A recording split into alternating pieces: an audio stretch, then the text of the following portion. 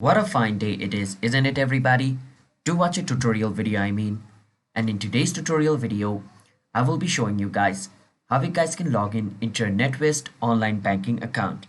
Now before that, if you guys don't know what NatWest is a bank which provides you loan, mortgage and investment things. So if you want to know more about it, you can visit the website of NatWest.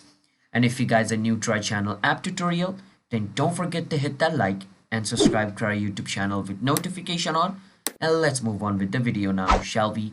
First step, search for NatWest login and click on the first link over here. And it's going to take you to this website. Over here, click on where it says login. And once you click on it, it's going to take you to its login page. And once you're over here, you want to enter a customer number or you want to enter a card number. You can log in through these two ways. So choose whichever way you find comfortable over here and then click on continue. After this, it's going to ask you for some more information, and after providing all the information, you should be able to log in into your NatWest account.